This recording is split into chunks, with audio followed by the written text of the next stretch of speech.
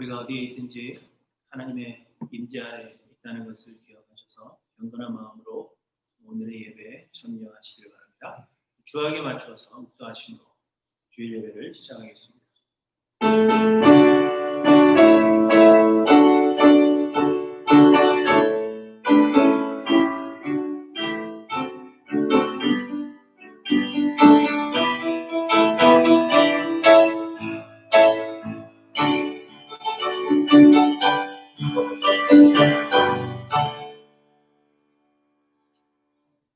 요셉을 양떼같이 인도하시는 이스라엘의 목자여 귀를 기울이소서.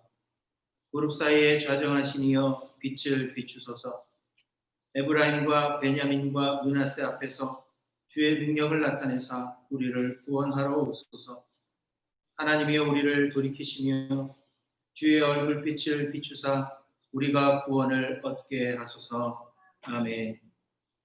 온 세상의 창조주시오 주관자 되시는 하나님, 평안할 수 없는 주의 지혜로 세상을 다스리시며 항상 선을 이루시는 줄 믿고 찬양과 영광을 올려드립니다. 그러나 우리는 무지하고 연약하여 두려워하오니 하나님 우리를 불쌍히 여겨 주시옵소서. 우리는 주의 크신 뜻을 알 수 없사오나 하나님의 영광과 능력을 깨닫게 하셔서 믿음에 굳게 서게 하시고 하나님의 평강으로 우리를 채워 주시옵소서. 오늘 예배하는 이 시간 하나님 우리를 만나 주시며 우리의 심령을 온전히 주장하여 주시옵소서. 감사를 드리며 우리의 참 소망이 되시는 예수 그리스도의 이름으로 간절히 기원하옵나이다. 아멘. 사도신경으로 신앙 고백하십니다.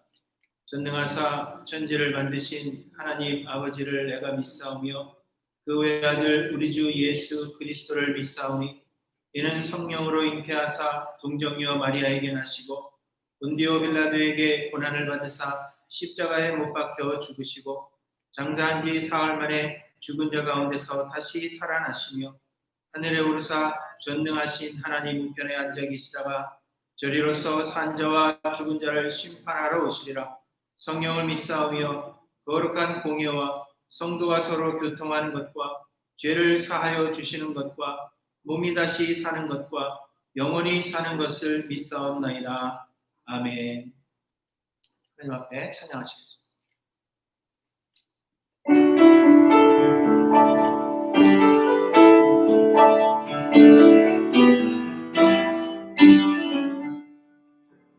예수를 나의 구주 삼고 성령과 비로소 거듭나니 이 세상에서 내 영혼이 하늘의 영광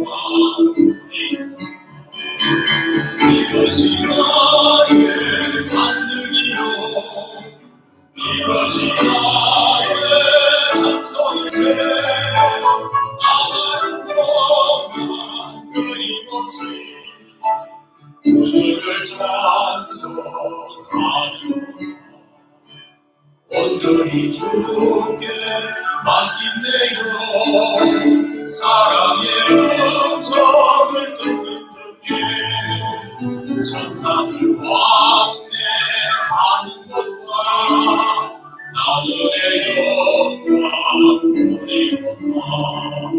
이것이 나의 간증이요 이것이 나의 찬송일세 나 사는 동안 끊임없이 구주를 찬송하노라.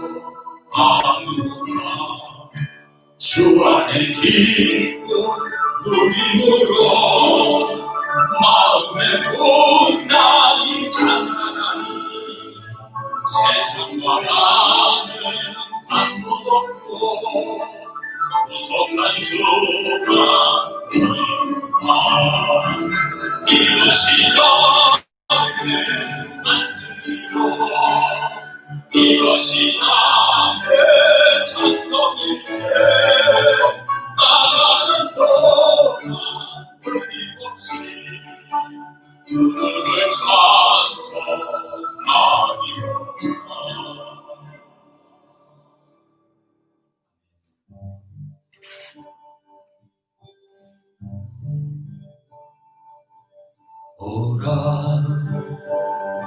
너희는 두려워 말고 오라.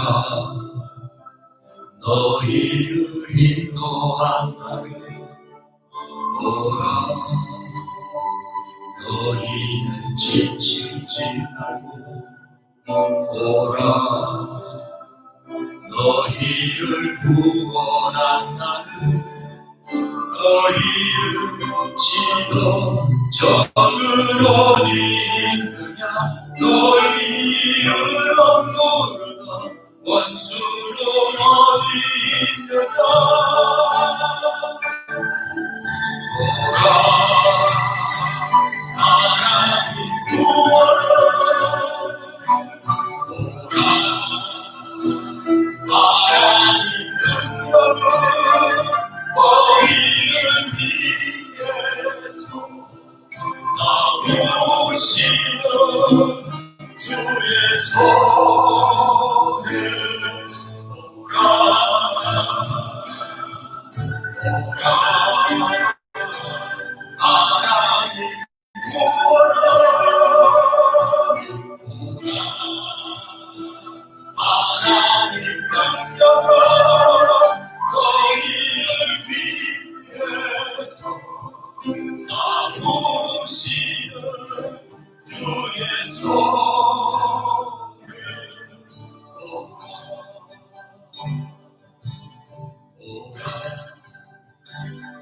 너희는 오라. 너희를 인도한 나를 오라.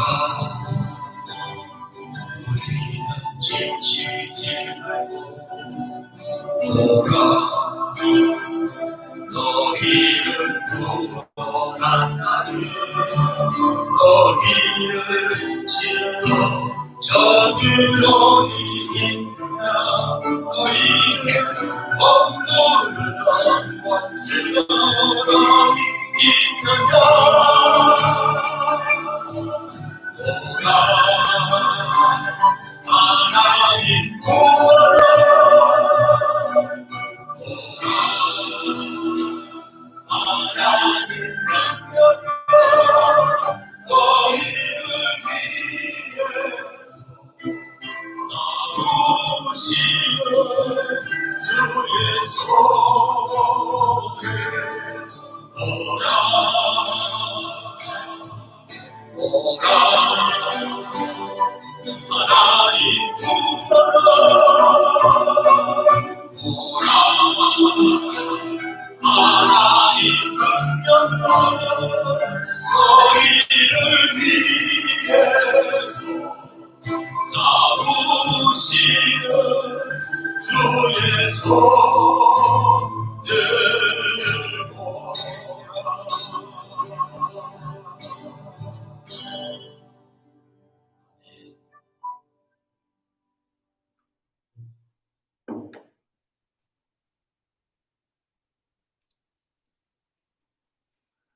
하나님께 기도드리십니다. 주님의 거룩하신 그 이름을 찬양드립니다. 여기에 이 예배의 자리에 함께 계시는 우리 하나님, 우리 주님께 찬양과 경배를 드립니다. 예배 가운데 임재에 계셔서 운행하시는 하나님, 찬양을 받으시옵소서.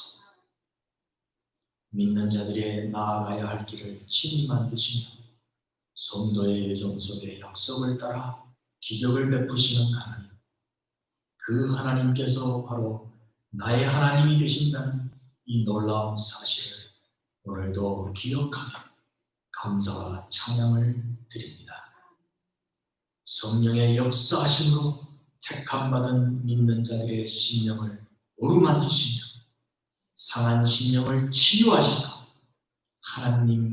하나님만을 진정으로 예배하는 삶을 살아가게 하시는 그 기적을 날마다 베푸시는 그 놀라우신 은혜를 알면 알수록 감사를 드립니다. 우리의 눈에는 하나님이 보이지 않아도 그의 자녀들이 거룩한 삶을 살아가게 하기 위하여 쉬지 않으시고 매 순간 일하고 계시며 우리들의 영의 감각은 우둔하여 하나님이 느껴지지 않아도 이 순간도 역사하고 계심을 믿습니다. 만물을 창조하시고 다스리시며 교회를 교회되게 하실 주님 앞에 예배로 나아오게 하시사 믿는 우리들이 하나님 안에 속하여 있는 존재임을 알게 하셨고 하나님께서 하나님 되심을 고백하게 하시는 이 놀라우신 복을 누리게 하시니 주님께 감사와 찬양을 드릴 겁니다. 이 은혜를 베풀어 주신 하나님, 예배를 통하여 영광 홀로 받아 주시옵소서. 세상에 속한 모든 짐을 내려놓고 주님을 배우는 그날, 빛난 면류관을 약속하시며 씌워주실, 베풀어 주실 그 영광의 날을 이 시간 간절히 소망합니다. 그 영광의 날에 펼쳐질 그 기쁨이 이 땅에 살아가는 이 순간도 감격으로 느껴지는 예배자의 삶을 살아가게 하여 주시옵소서. 그리하여 아직도 그날이 멀고 가야 할 이 험한 인생길을 가야 되는 이 가는 동안에도 복된 날이 밝아오는 것을 기대하며 성도다움의 자세를 날마다 갈수록 더욱더 깊이 구체적으로 깨달아 갖추고 진정한 찬양을 하나님께 드리는 우리 교회 모든 성도들의 삶의 모습이 되게 하여 주시옵소서. 우리들은 날이 갈수록 하나님을 알아갈수록 부족하다는 것밖에 느낄 수가 없습니다. 우리들은 부족하여도 우리들을 영접하여 주시겠다고 약속하신 예수 그리스도의 십자가의 공로만을 의지하여 빛 대신 주님만을 사모하며 오늘도 바라봅니다. 말씀 선포를 위하여 세워주신 목사님 성령으로 붙들어 주시옵시며 약속하신 말씀이 선포될 때에 구원을 베풀어 주신 약속의 우리 주님을 다시 한번 더 깊게 기억하며 그날의 영광을 소망하게 하여 주시옵소서. 홀로 영광 받으시기 합당하신 교회의 주인 되시는 예수 그리스도의 이름 받들어 간절히 기도드렸습니다.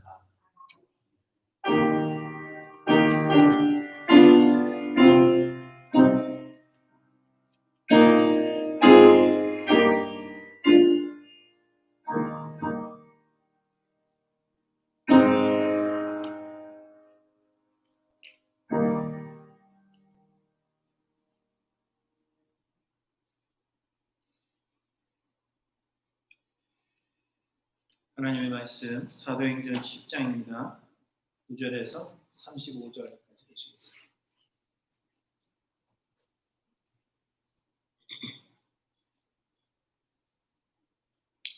사도행전 10장 9절에서 35절까지의 말씀입니다. 좀 길지만 함께 공독하도록 하겠습니다. 제가 공독할 때 여러분 계신 곳에서 함께 읽으시기 바랍니다. 이튿날 그들의 길을 가다가 그 성에 가까이 갔을 때 베드로가 기도하려고 지붕에 올라가니 그 시각은 제6시더라. 그가 시장하여 먹고자 하며 사람들이 준비할 때에 황홀한 중에 하늘이 열리며 한 그릇이 내려오는 것을 보니 큰 보자기 같고 4귀를 메어 땅에 들이웠더라. 그 안에는 땅에 있는 각종 4발 가진 짐승과 기는 것과 공중에 나는 것들이 있더라. 또 소리가 있으되 베드로야 일어나 잡아먹으라 하거늘 베드로가 이르되 주여 그럴 수 없나이다. 속되고 깨끗하지 아니한 것을 내가 결코 먹지 아니하였나이다 하니 또 두 번째 소리가 있으되 하나님께서 깨끗하게 하신 것을 내가 속되다 하지 말라 하더라. 이런 일이 3번 있으며 그 그릇이 곧 하늘로 올려져 가니라. 베드로가 본 바 환상이 무슨 뜻인지 속으로 의아해 하더니 마침 고넬료가 보낸 사람들이 시몬의 집을 찾아 문 밖에 서서 불러 묻되 베드로라 하는 시몬이 여기 유숙하느냐 하거늘 베드로가 그 환상에 대하여 생각할 때 성령께서 그에게 말씀하시되 두 사람이 너를 찾으니 일어나 내려가 의심하지 말고 함께 가라. 내가 그들을 보내었느니라 하시니 베드로가 내려가 그 사람들을 보고 이르되 내가 곧 너희가 찾는 사람인데 너희가 무슨 일로 왔느냐. 그들이 대답하되 백부장 고넬료는 의인이요 하나님을 경외하는 사람이라. 유대 온 족속이 칭찬하더니 그가 거룩한 천사의 지시를 받아 당신을 그 집으로 청하여 말을 들으려 하니라 한데 베드로가 불러들여 유숙하게 하니라. 이튿날 일어나 그들과 함께 갈새 요바에서 온 어떤 형제들도 함께 가니라. 이튿날 가이사랴에 들어가니 고넬료가 그의 친척과 가까운 친구들을 모아 기다리더니 마침 베드로가 들어올 때 고넬료가 맞아 발 앞에 엎드려 절하니 베드로가 일으켜 이르되 일어서라 나도 사람이라 하고 더불어 말하며 들어가 여러 사람이 모인 것을 보고 이르되 유대인으로서 이방인과 교제하며 가까이 하는 것이 위법인 줄을 너희도 알거니와 하나님께서 내게 지시하사 아무도 속되다 하거나 깨끗하지 않다 하지 말라 하시기로 부름을 사양하지 아니하고 하노라. 묻노니 무슨 일로 나를 불렀느냐. 고넬료가 이르되 내가 나흘 전 이맘때까지 내 집에서 제 굿이 기도를 하는데 갑자기 한 사람이 빛난 옷을 입고 내 앞에 서서 말하되 고넬료야 하나님이 내 기도를 들으시고 내 구제를 기억하셨으니 사람을 요바에 보내라. 베드로라 하는 시몬을 청하라. 그가 바닷가 무두장이 시몬의 집에 유숙하느니라 하시기로 내가 곧 당신에게 사람을 보내었는데 오셨으니 잘하였나이다. 이제 우리는 주께서 당신에게 명하신 모든 것을 듣고자 하여 다 하나님 앞에 있나이다. 베드로가 입을 열어 말하되 내가 참으로 하나님은 사람의 외모를 보지 아니하시고 각 나라 중 하나님을 경외하며 의를 행하는 사람은 다 받으시는 줄 깨달았도다. 아멘.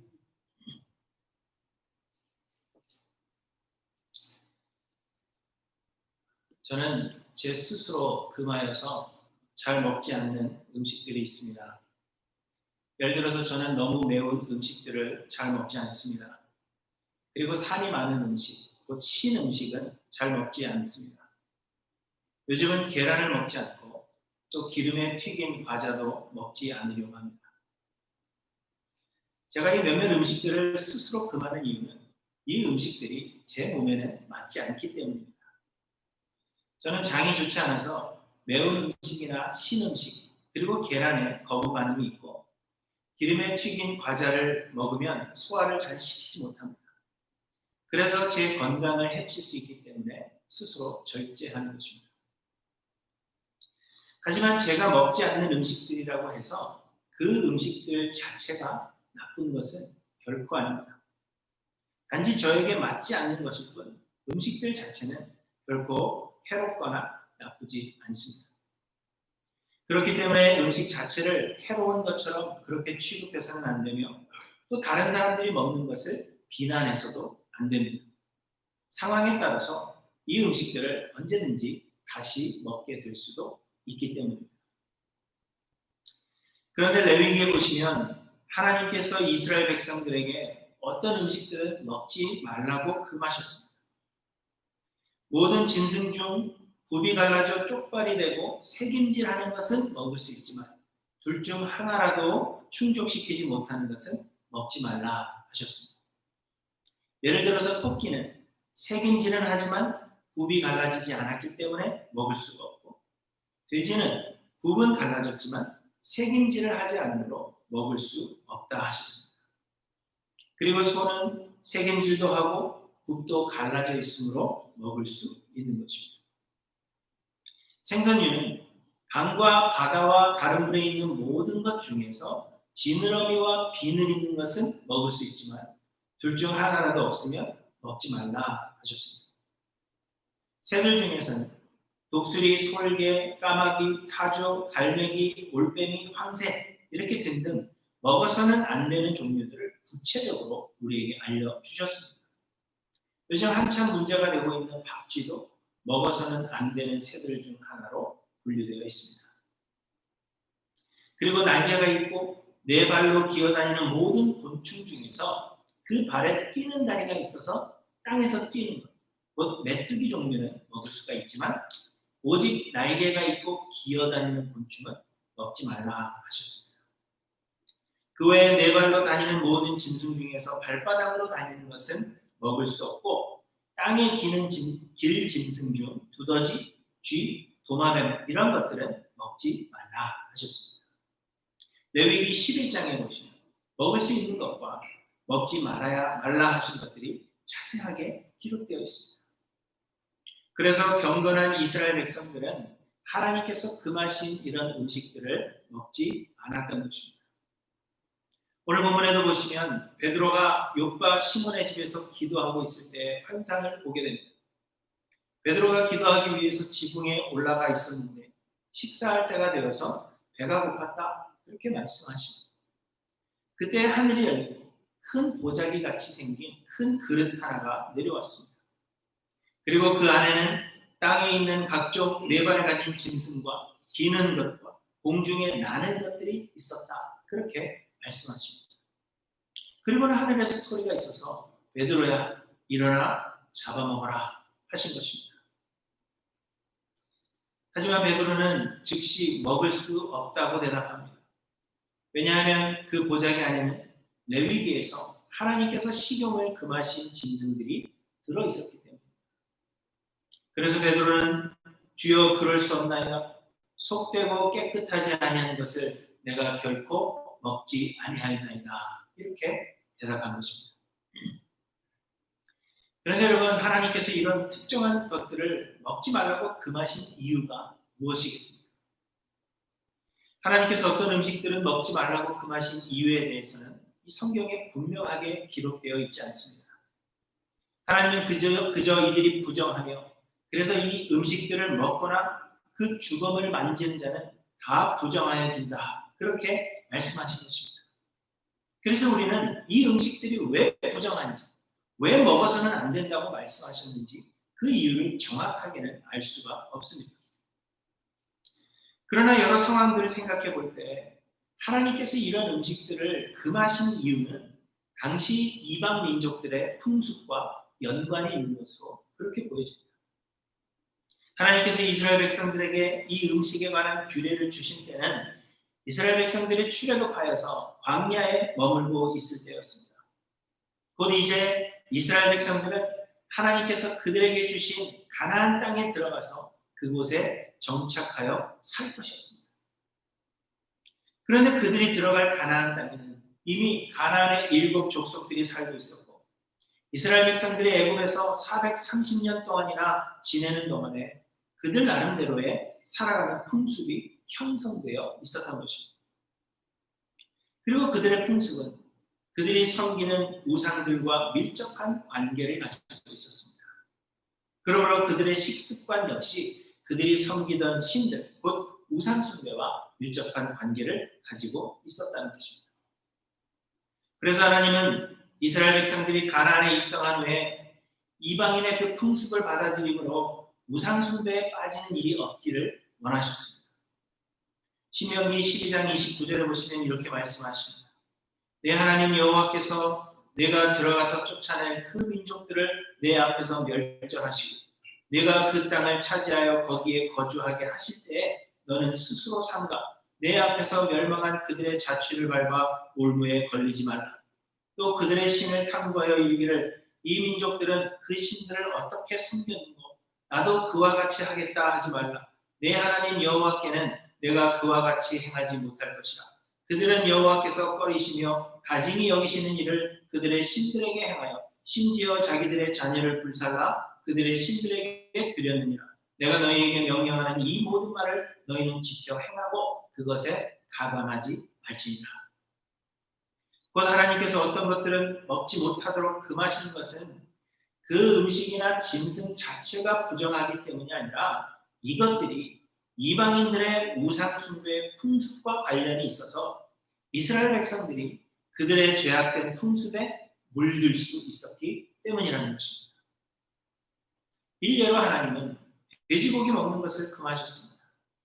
왜냐하면 당시 돼지는 우상에게 드리는 제물의 대표적인 것이었기 때문으로 생각합니다. 시중에 유통되던 돼지고기들은 우상에게 제물로 바쳐졌던 것들이었으며 돼지고기를 먹는 것은 이방인들의 우상 숭배를 돕는 그러한 결과를 낳을 수 있었던 것입니다. 그래서 하나님은 돼지고기를 먹지 못할 것으로 분류하신 것으로 그렇게 생각되어집니다. 곧 돼지 자체가 부정한 것은 아니라는 것입니다. 그러나 현대에는 돼지고기가 우상 숭배와 관련이 있지 않습니다. 그래서 우리는 돼지고기를 먹어도 무방한 것입니다. 우리 한국 사람들은 돼지고기를 무척이나 좋아하죠. 특별히 삼겹살은 한국을 대표하는 음식 중에 하나입니다. 우리 교회 2세 영어권 친구들도 겉으로 보기에는 미국 사람들이나 마찬가지지만 그럼에도 불구하고 회식할 때는 꼭 삼겹살을 주로 먹는 것을 제가 목격합니다. 만약 돼지고기를 못 먹게 한다면 저를 비롯해서 매우 힘들어하실 성도님들이 우리 교회에도 꽤 있을 것으로 생각이 됩니다. 그러나 여러분, 이는 레위기 11장의 그 말씀을 어기는 것이 결코 아닙니다. 현대에는 돼지고기가 우상숭배와 연관이 있는 것이 아니기 때문입니다. 그러나 또한 한국 사람들은 어떤 일을 새롭게 시작할 때 돼지 머리를 가져다 놓고 고사를 지냅니다. 만약 이때에 사용된 돼지 머리라면 먹지 않는 것이 좋다는 것입니다. 왜냐하면 이는 미신적 풍습이기 때문입니다. 하지만 이건 역시도 이때 사용한 돼지 머리를 먹었다고 해서 그것 자체가 죄가 되는 것은 아닙니다. 그러나 믿음이 약한 자들이 있어서 혹 우상에게 바쳤던 고기 먹는 것을 보고 시험에 들 수 있기 때문에 자제하는 것이 좋다는 것입니다. 우리가 이것을 무시할 때에는 이것이 곧 레위기 11장 말씀을 위반하는 것이 되는 것입니다. 또한 하나님께서 어떤 음식들을 금하는 규례를 주신 것은 우리가 먹기 위해서 사는 것이 아니라 하나님을 위해서 사는 것임을 알게 하시기 위함인 것입니다.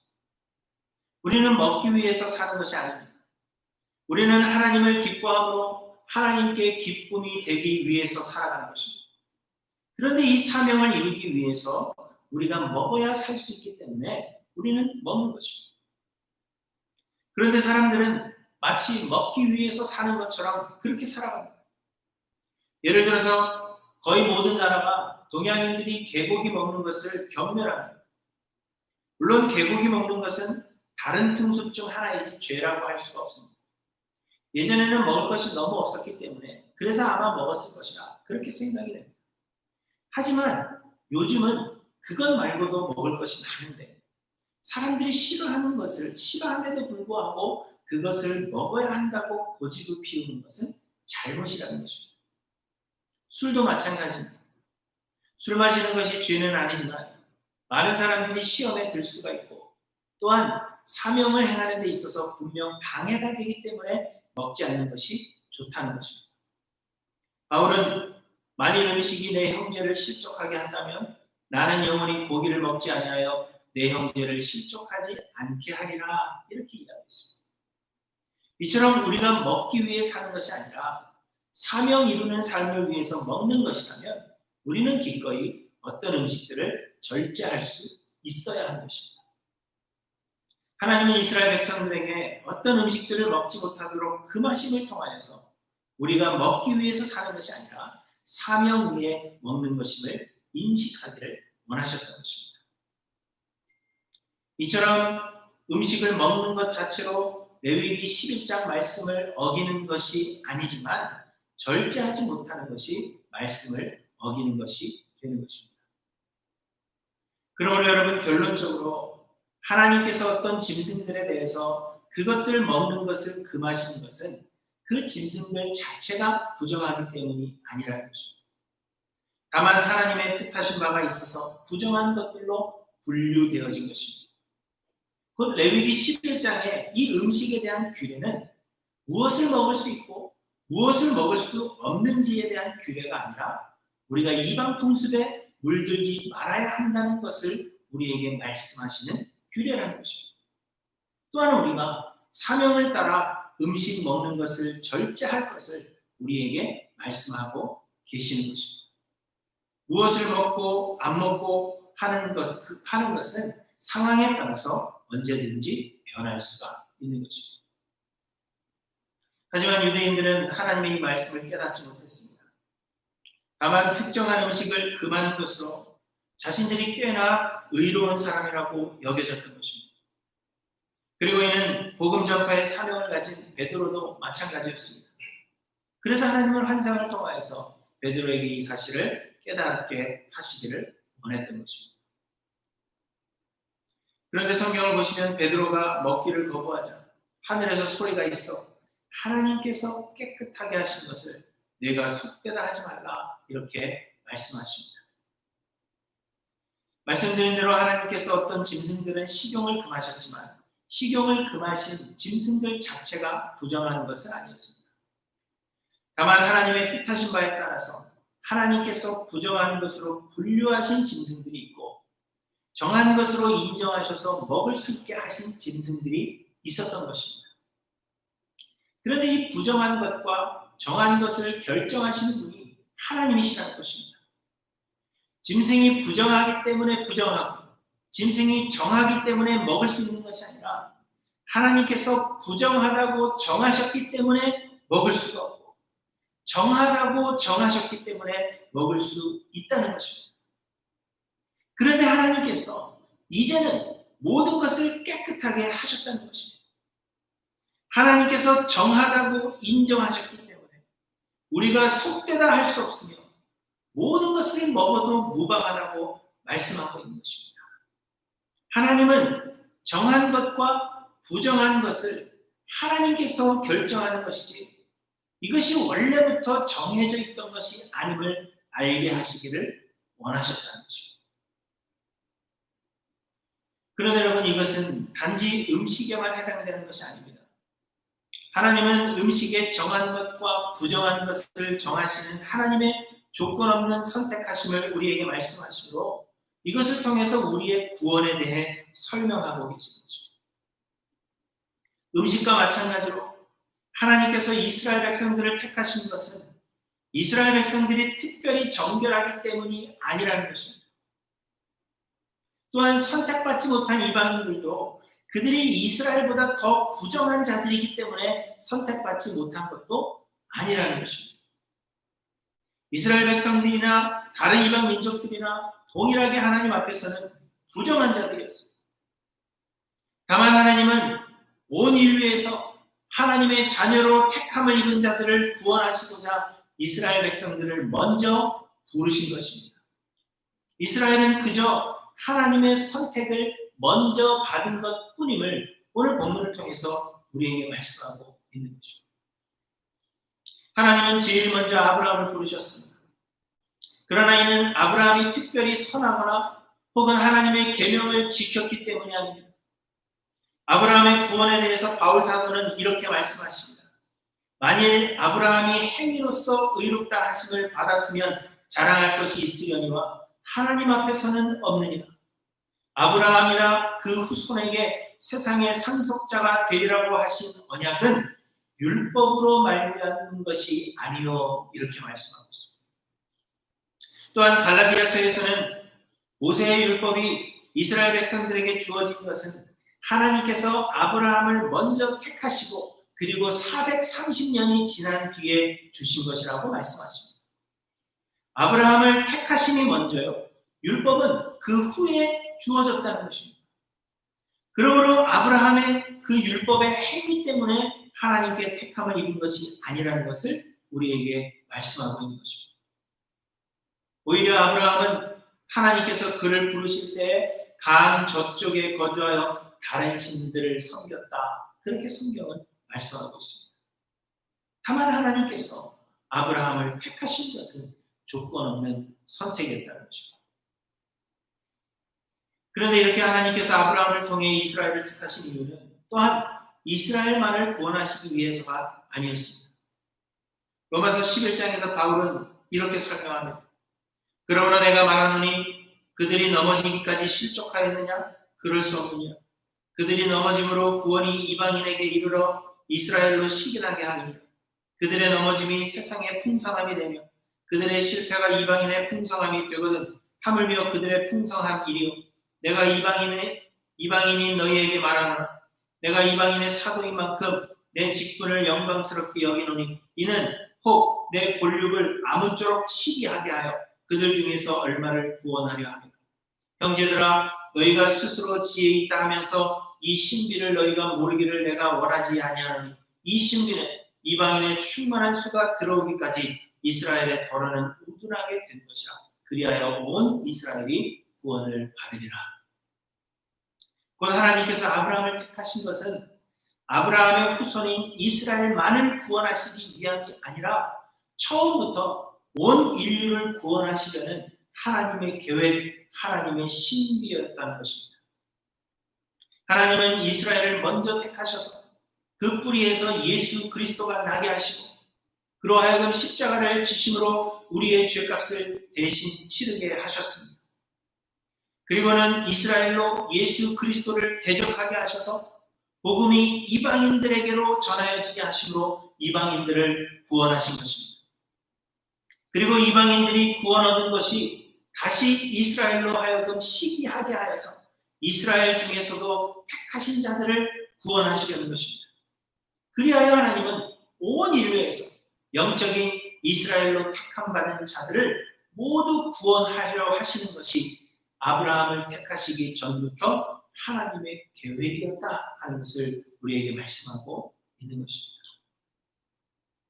이처럼 하나님께서 이스라엘을 먼저 택하셨다고 하더라도 유대인들에게 어떤 특별한 것이 있었던 것이 결코 아닙니다.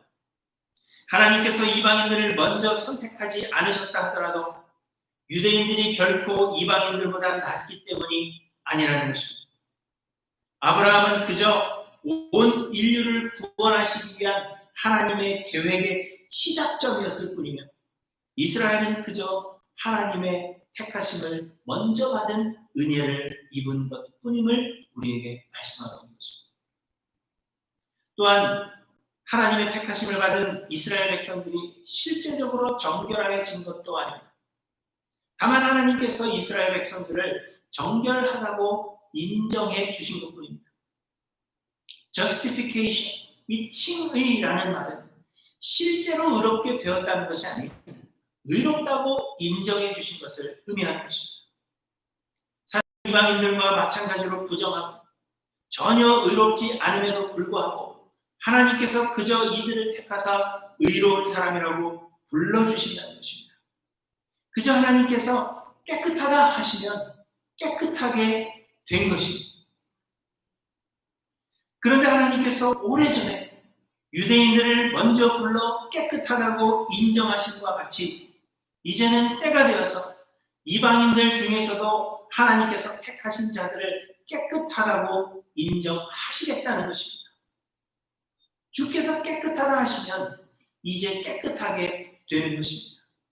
이스라엘이 정말 깨끗해서 깨끗하다고 인정받은 것이 아니라 그들이 부정함에도 불구하고 하나님께서 먼저 그들을 깨끗하다 인정해 주신 것처럼 이제 하나님께서 이방인들을 깨끗하다 말씀하시면 이방인들도 깨끗하게 된 것입니다. 오늘 보면은 하나님께서 베드로에게 이 사실에 대해서 말씀하시는 것이며 그래서 베드로에게 이제는 그들에게 가서 복음을 전하라고 말씀하시는 것입니다. 그러나 유대인들은 하나님의 이 놀라운 계획을 깨닫지 못했습니다. 유대인들에게는 뭔가 특별한 것이 있기 때문에 하나님께서 자신들을 선택하셨다고 믿었고 자신들은 이방인들보다 여러 방면에서 뛰어나다 그렇게 생각했습니다. 이런 생각은 예수를 믿는 성도들도 가지고 있었으며 예수님을 가까이서 따르던 사도들과 베드로도 다르지 않았습니다. 구원은 오직 예수 그리스도로 말미암는 것이지만 그럼에도 그 구원은 오직 유대인들만을 위한 것이라고 생각하고 있었던 것입니다. 사마리아에도 복음이 전하여지기는 했지만 그래도 사마리아인들은 어느 정도 유대인의 뿌리를 가지고 있다고 생각한 것입니다. 그래서 오늘 본문에서 하나님은 베드로의 이 잘못된 생각을 바로잡고 하나님의 신비로운 경륜을 깨닫게 하시는 것입니다. 그러나 베드로는 환상을 보고서도 여전히 깨닫지 못했습니다. 17절에 보시면 베드로가 본 바 환상이 무슨 뜻인지 속으로 의아해하고 있었다. 그렇게 말씀하십니다. 백부장 고넬료가 보낸 사람들이 베드로를 찾아왔을 때에도 여전히 베드로는 이해하지 못하고 있었습니다. 다만 성령께서 두 사람이 너를 찾으니 일어나 내려가 의심하지 말고 함께 가라. 내가 그들을 보내느니라. 그렇게 말씀하셨기 때문에 그저 그 사람들을 따라갔습니다. 이해해서 깨달아서 가는 것이 아니라 여전히 깨달을 수 없었지만 성령께서 말씀하셨기 때문에 순종하는 것뿐입니다. 고넬료가 보낸 사람들이 시몬의 집에서 하룻밤을 묵고 고넬료가 사는 가이사랴에 가서 고넬료를 만날 때까지도 베드로의 생각에는 변함이 없었습니다. 여전히 유대인만이 구원을 얻을 수 있다고 생각했습니다. 그래서 베드로는 고넬료에게 무슨 일로 나를 찾느냐 그렇게 질문하고 있는 것입니다. 고넬료를 만나서 하나님께서 고넬료를 찾아오셨던 이야기, 그리고 요바에 있는 베드로를 청하라는 그 말씀을 들었다는 이야기를 들은 후에야 이 모든 것이 하나님의 계획이었습니다. 하나님의 부르심은 우리의 공로나 조건에 의존하는 것이 아닌 하나님의 조건 없는 은혜임을 그제서야 깨닫게 된 것입니다. 그래서 34절에 베드로가 마지막으로 고백합니다. 베드로가 입을 열어 말하되 내가 참으로 하나님은 사람의 외모를 보지 아니하시고 각 나라 중 하나님을 경외하며 의를 행하는 사람은 다 받으시는 줄 깨달았도다. 이렇게 고백한 것입니다. 여러분, 이처럼 우리와 같은 보잘것없는 피조물들이 하나님의 놀라운 계획을 깨닫는 것은 불가능한 것입니다. 우리 안에 오랜 전통과 그리고 계속된 잘못된 교훈들로 인해서 이미 깊이 뿌리를 내린 우리의 선입견이라는 것이 쉽게 깨어지지 않는 것입니다. 그러나 하나님은 그의 택하신 자들에게 마침내 깨달음을 허락하신다는 것입니다. 하나님께서 보내셔서 우리 안에 거하시는 성령께서 우리로 하여금 하나님의 경륜을 깨닫게 하십니다. 하나님의 계획하심을 깨닫기를 간절히 소망하고 자신을 낮춰 자만함과 욕심을 버리며 하나님께 온전히 굴복할 때 성령께서 우리에게 깨달음을 주신다는 것입니다. 많은 경우에 우리는 이 깨달음이 없이 복음을 전합니다. 그래서 마치 우리가 우리의 지식 없는 자들에게 나누어 주는 것과 같은 그러한 자세를 취하게 됩니다. 나는 어느 정도 우위에 있고 내 말을 듣는 사람은 저 아래에 있는 것으로 생각합니다. 그래서 사람들은 복음을 들으면서도 하나님의 사랑과 은혜를 전달받지 못하게 되는 것입니다. 마치 내 자신이 어떤 값진 것을, 나에게 있는 어떤 값진 것을 내가 제공하는 선의를 베푸는 것처럼 그렇게 여기기 때문에 상대방의 입장에서는 전도를 강요로 받아들이며 은혜로 여기지 않는 것입니다. 그러나 하나님의 이 놀라운 경륜을 깨달은 바울은 로마서 1장 14절에서 이렇게 고백합니다. 헬라인이나 야만인이나 지혜 있는 자나 어리석은 자에게 다 내가 빚진 자라. 이렇게 고백하는 거죠. 먼저 선택함을 받은 것이 우리의 선함이나 어떤 조건 때문이 아니라 다른 사람들이 선택받지 못하는 것도 그들의 부정함 때문이 아니니 우리는 그저 먼저 은혜 받은 자로서의 빚진 자의 심정이 되어야 한다는 것입니다. 하나님은 베드로를 고넬료에게 보내시면서 하나님은 베드로가 고넬료에게 가서 복음을 전하기 이전에 유대인으로서의 그 우월감을 가지고 가는 것이 아니라 바울과 같은 빚진 자의 심정을 가지고 가기를 원하셨던 것입니다. 내가 유대인이기 때문에 구원을 얻었고 내가 원래 정한 자이기 때문에 하나님께서 나를 의롭다 인정해 주시는 것이라 하는 그러한 우월감을 가지고 어찌 이방인인 너희들이 그리스도의 복음을 깨달을 수 있겠느냐, 그러한 우월감을 가지고 가기를 하나님은 원치 않으셨다는 거죠. 그래서 하나님은 환상을 통하여 정함과 부정함의 그 판단은 하나님께서 하시는 것이고 우리에게 그 원인이 있지 않음을 깨닫게 하시는 것입니다.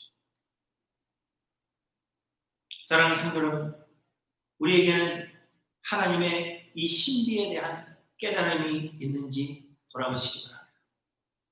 우리는 먼저 믿은 자로서의 우월감을 가지고 다른 사람들을 본 것은 아닌지, 가치가 없는 자임에도 불구하고 먼저 믿은 은혜를 받은 자로서 우리는 빚진 자의 심정으로 다가가고 있는지 우리 자신을 생각해 보아야 할 것입니다. 우리 자아와 욕심과 우리 안에 형성된 선입견을 모두 버리고 성령께서 우리에게 깨달음을 허락하시기를 간구하시기 바랍니다.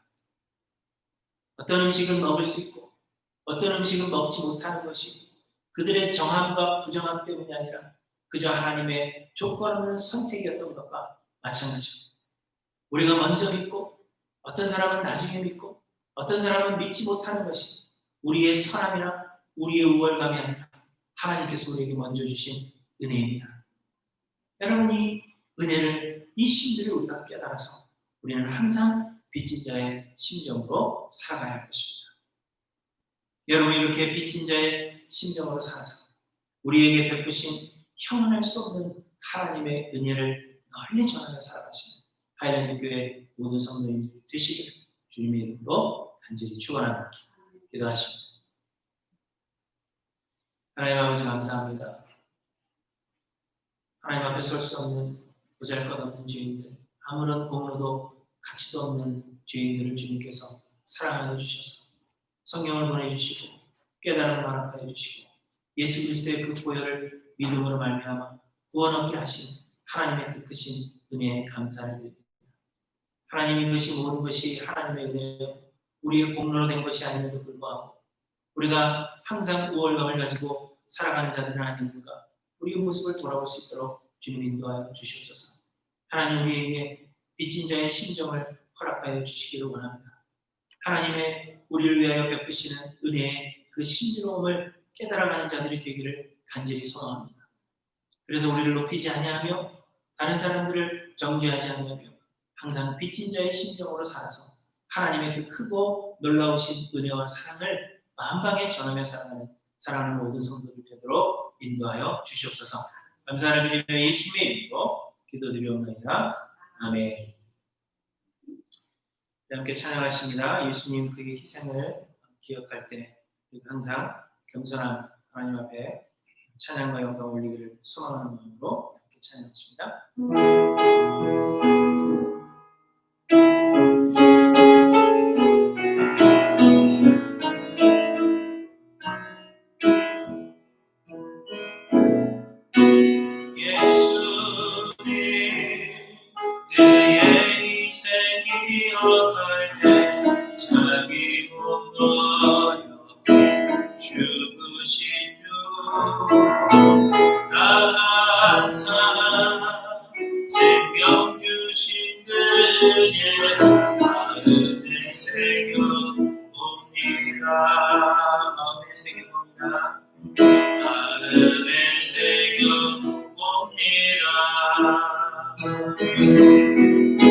주 날리신 십자가를 내가 볼 때 주님의 자비 내 마음을 겸손케 해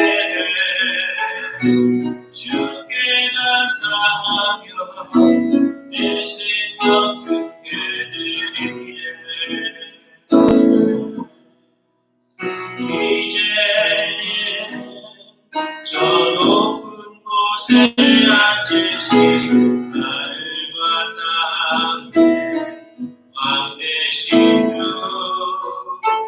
나 이제 놀라운 구원의 은혜 높여 찬양하리라. 높여 찬양하리라. 높여 찬양하리라. 주 날리신 십자가를 내가 볼 때 주 날리신 십자가를 내가 볼 때 주님의 자비 내 마음을 겸손케 해 주께 감사하며 내 생명 주께 드리네. 감사드리니 주의 십자가 감사드리니 주의 십자가 나의 친구 되신 주. 감사드리니 주의 십자가 감사드리니 주의 십자가 나의 친구 되신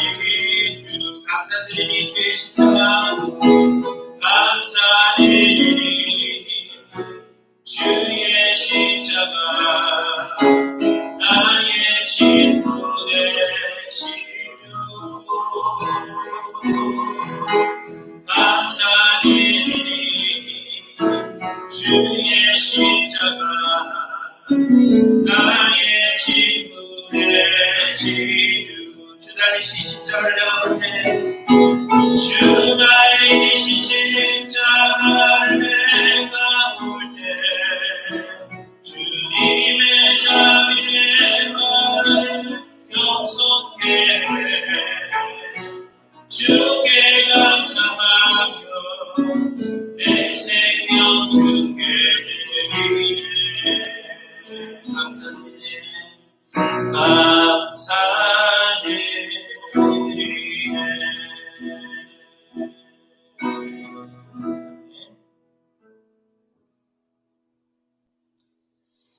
광고 드리겠습니다. 그동안에 우리와 함께 신앙생활 하시던 이보람 집사님께서 이번 주 금요일입니다. 7월 17일 금요일 한국으로 귀국하신다고 합니다.